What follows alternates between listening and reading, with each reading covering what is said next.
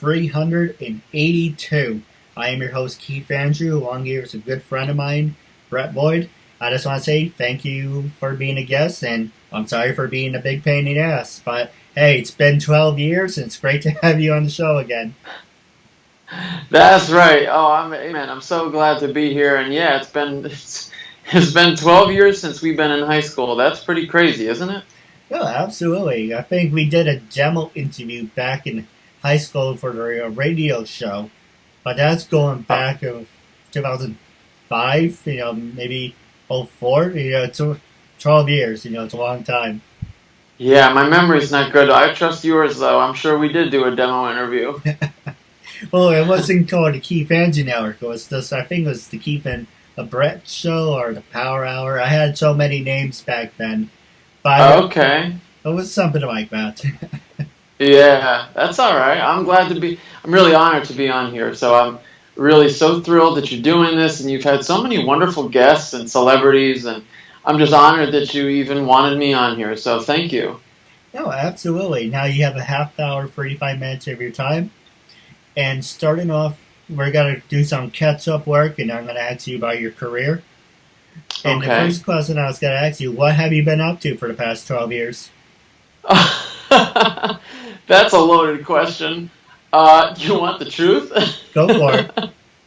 Well, Keith, like many people that we went to high school with, and when we were in school together, I was a very straight edge kid.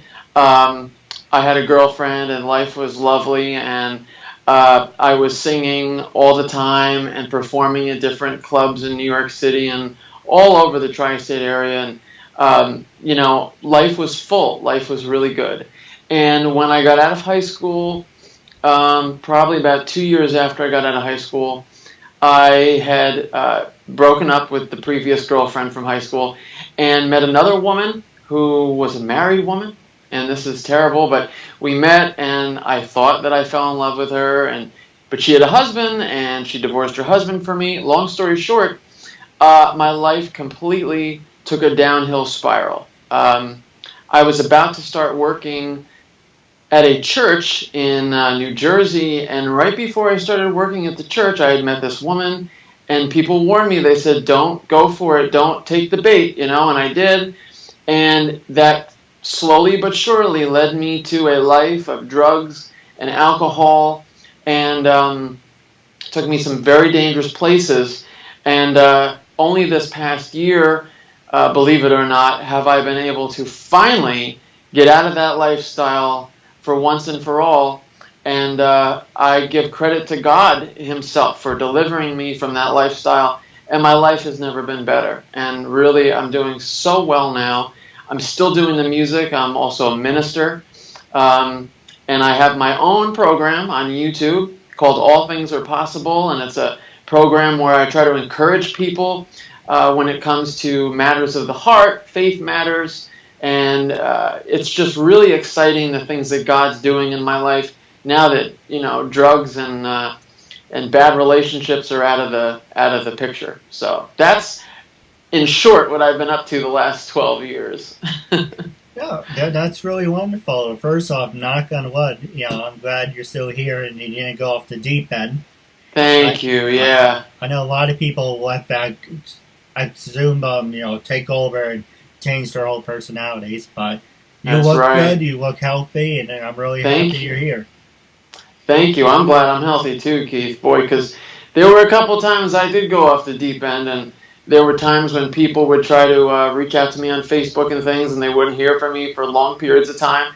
And that was why, because I'd usually be in a rehab or something somewhere, But the interesting thing I want to say, Keith, and to people who might be watching who struggle with drugs or alcohol or any life-controlling issue, is that the most important thing I've found is to never give up. Because each time that I went back and brought myself down, I never gave up. And if that meant I had to get back into a hospital and get back into rehab, that's exactly what I would do.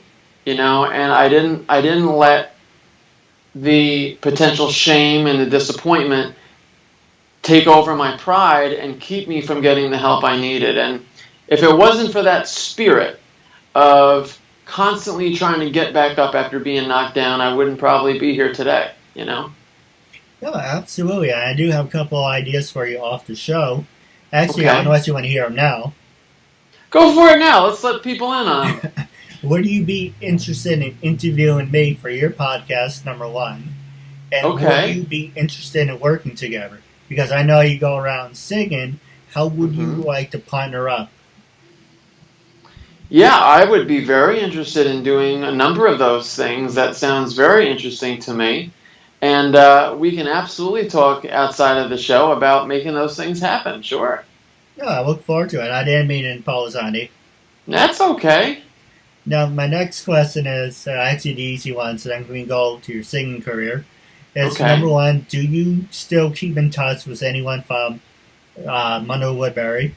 And how did you react when you found out the news that the late, great Mr. Earl passed away? Okay, right, Mr. Earl. Well, as a matter of fact, I was. Let me answer your first question first. Yes, I do still keep in touch with some people from Monroe Woodbury. Matter of fact, there's some people recently that I reconnected with on Facebook, and I knew them from somewhere. I just didn't know where. And I'm not going to mention names, but I was in a rehab with a few of them. And as you know, a lot of people that we went to school with have become addicted to drugs and alcohol, sadly. But I was in rehab with a couple of them, and we started hanging out and talking, and they started bringing up people that I knew from high school. And then it dawned on me, oh my God, that's where I know these people from. We went to high school together. You know, drugs and alcohol can do a real number on your brain. So I had forgotten that we actually went to school with these people. So I'm not going to mention names, but yeah, I do still keep in touch with people from high school. And the late, great, wonderful Mr. Earl, I had just come out of rehab when I found out he had passed away. And so, therefore, I was unable to go to his funeral and his memorial service, which really broke my heart because I really wanted to be there for his family and be a part of that because, you know, we spent a lot of time with him in high school, and he was just so supportive and encouraging to so many of us, you know. And, you know, he was, like, really relatively so young when he passed that it's still hard for me to believe, you know. I still can't believe he's gone. No, sorry about that. Hey, Skype, right? I know. Can you repeat the joke about Mr. Earl? I didn't catch all of it. I know. I said in from past interviews before he passed away. You know, God bless his soul.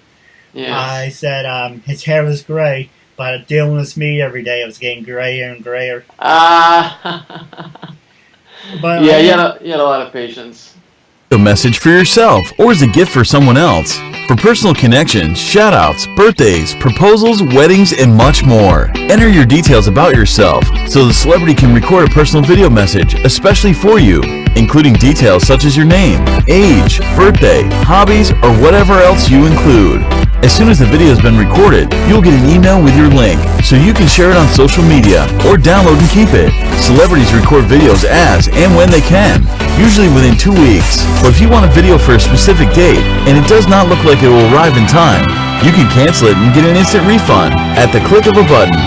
There are hundreds of celebrities to choose from and many more joining every day. Search by category or genre.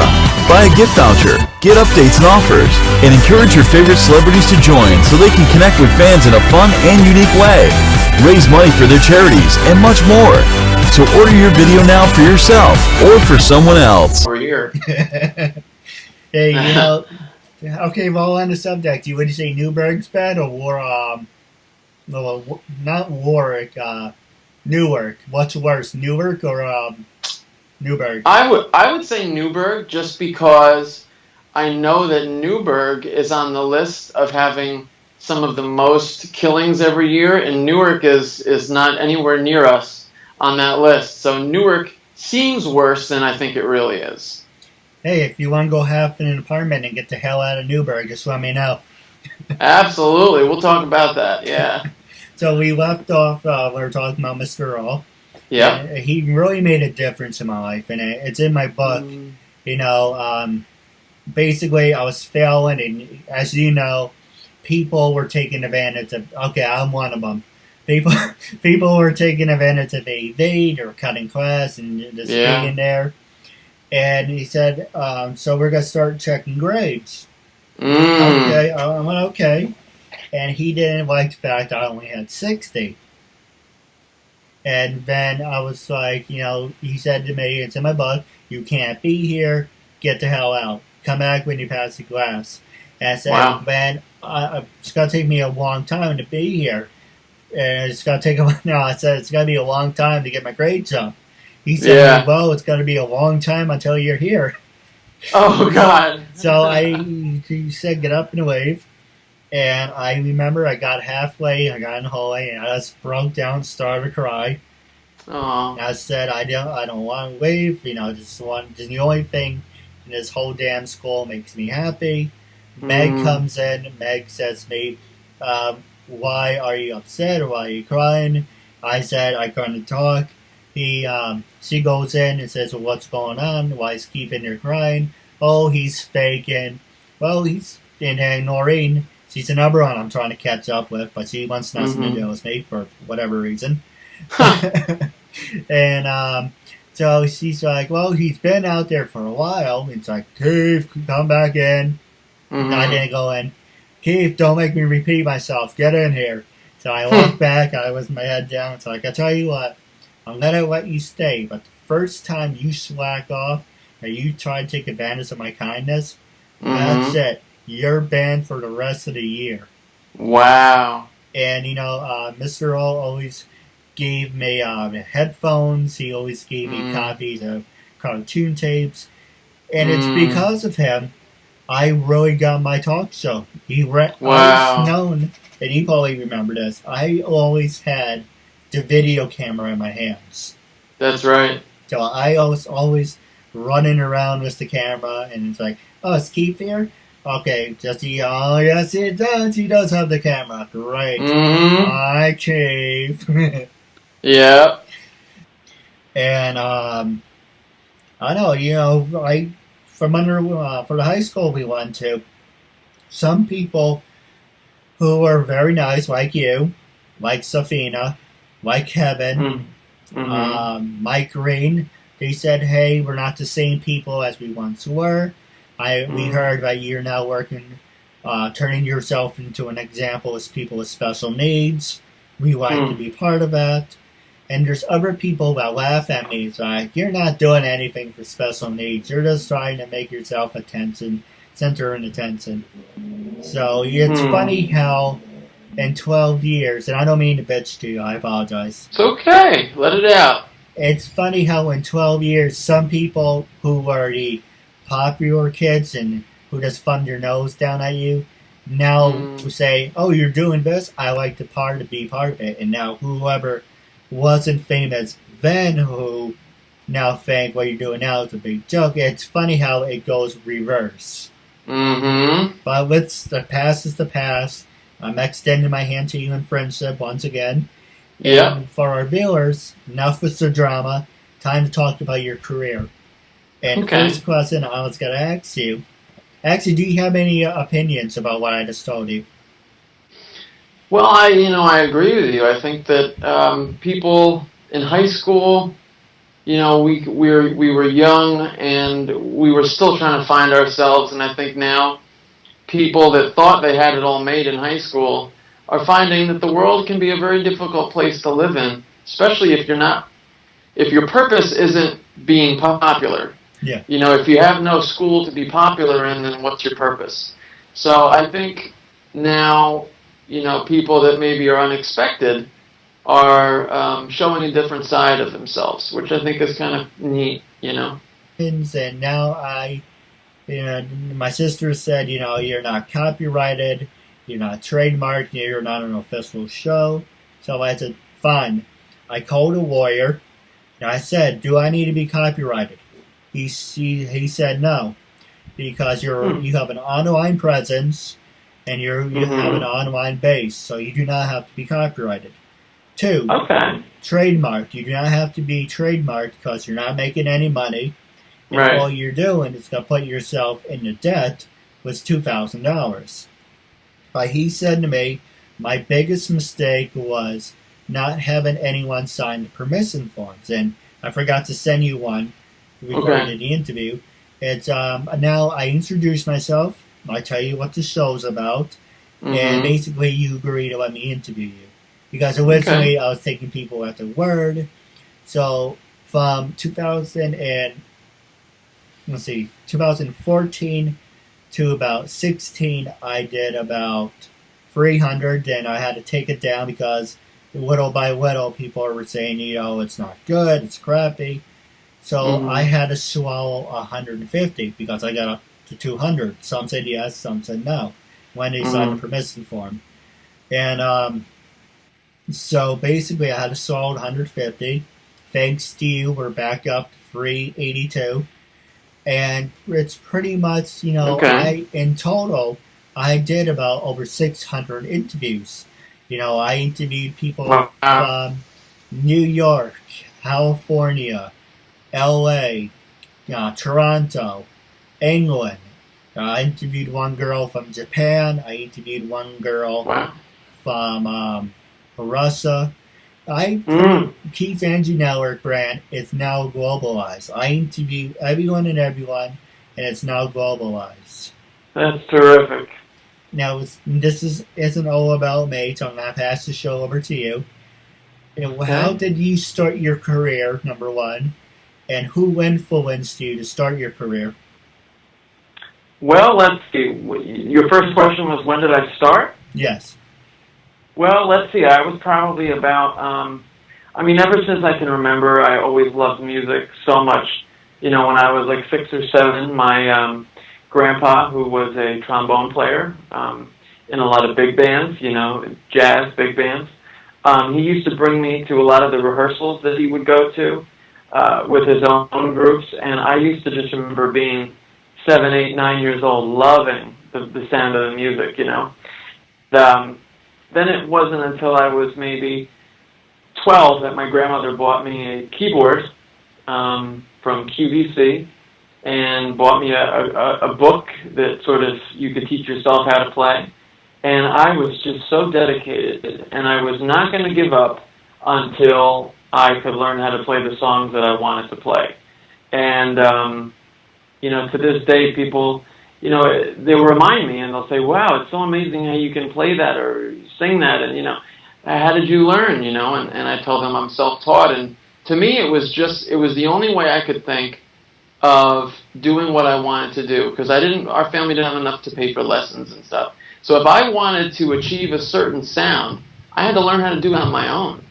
So it was kind of like a survival thing, and but now it's enabled me to do all kinds of things, that if I had had lessons, it wouldn't have been the same. It wouldn't have been as fun, No, absolutely. That's the same thing about my show, Yes, Mr. O let me run it around with the camera, and I did, a couple shows, so I came up with the morning. I don't care what anyone says. I came up with the morning show.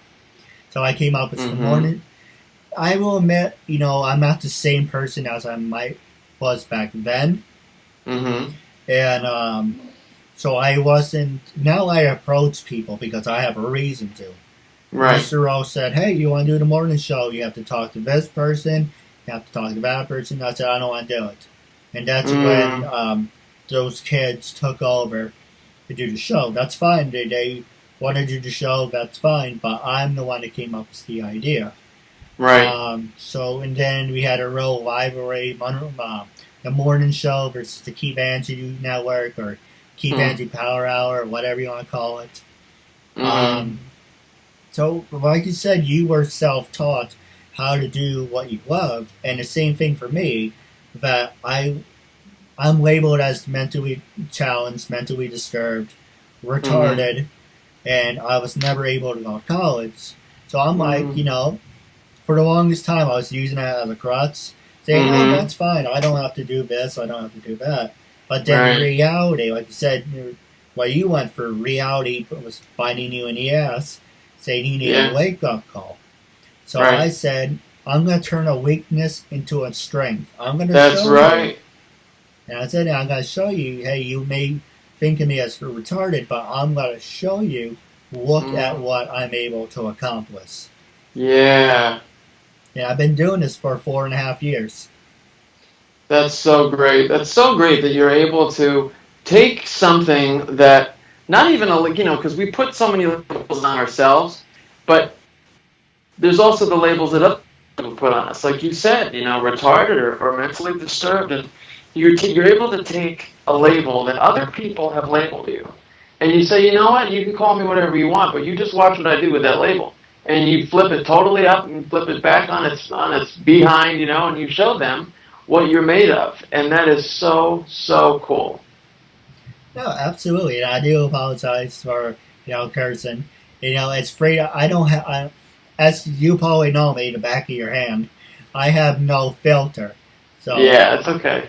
I'm pretty much, are you a wrestling fan? I don't know much about wrestling, no, but I know you are a very big wrestling fan. There was this wrestler named CM Punk, and I Okay, copy him. I'm like you say, I'm straight edge. I don't drink. I don't smoke. I don't do any drugs. I walk that's great. can gets me in trouble, but I walk to the beat of my own drum. I like doing things at my own pace because then it sinks in more. But Mm-hmm. it's one of those things where you have to be your own person. Yeah. But with that being said, I'm going to pass the show back over to you, wrapping up. Do have a couple Okay. questions for you off the air. Are you on social media, number one? And actually, I say the last question to fire you after. Was there anything, actually, let me rephrase that. Was there anything you want to promote, and are you on social media?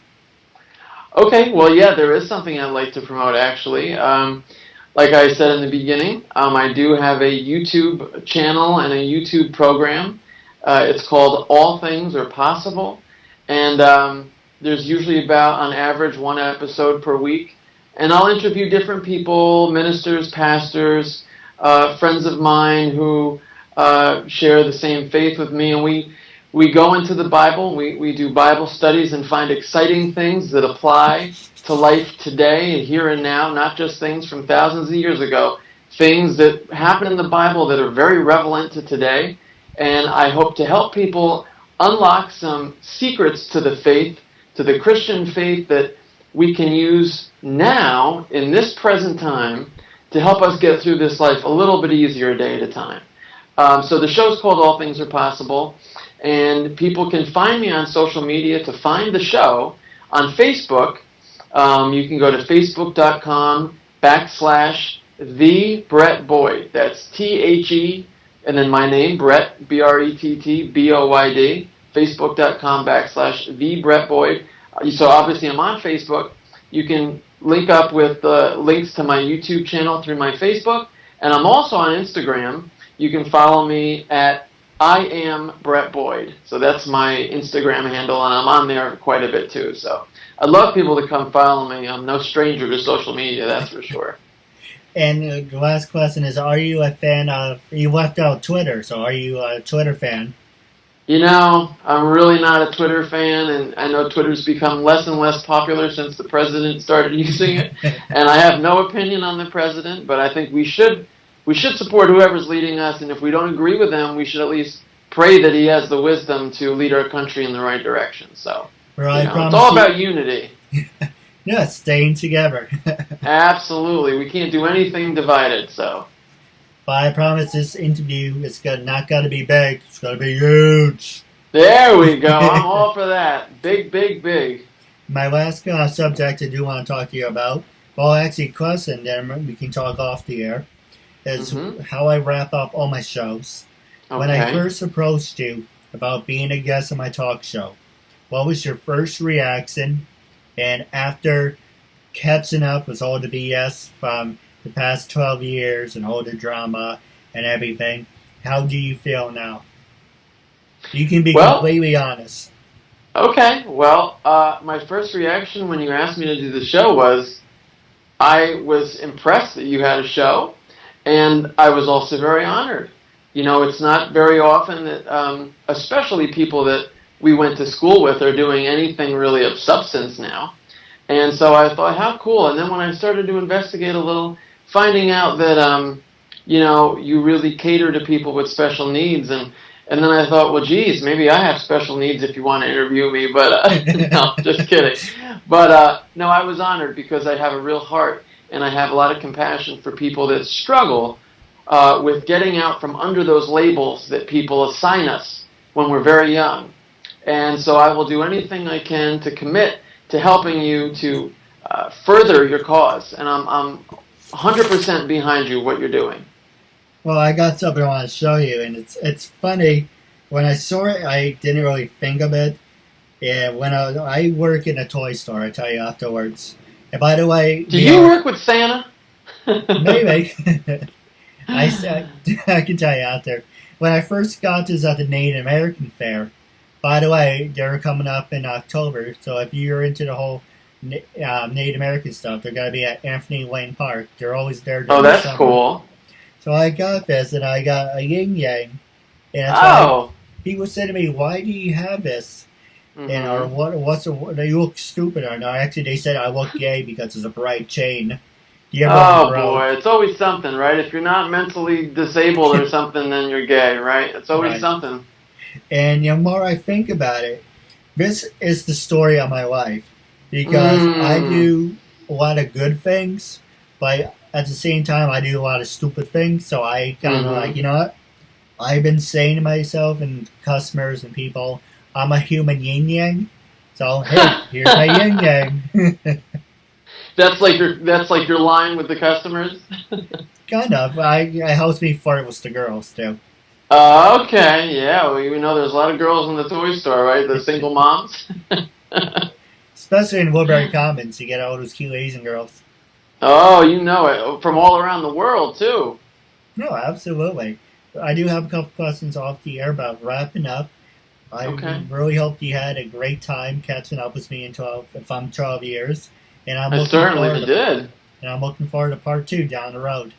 Absolutely.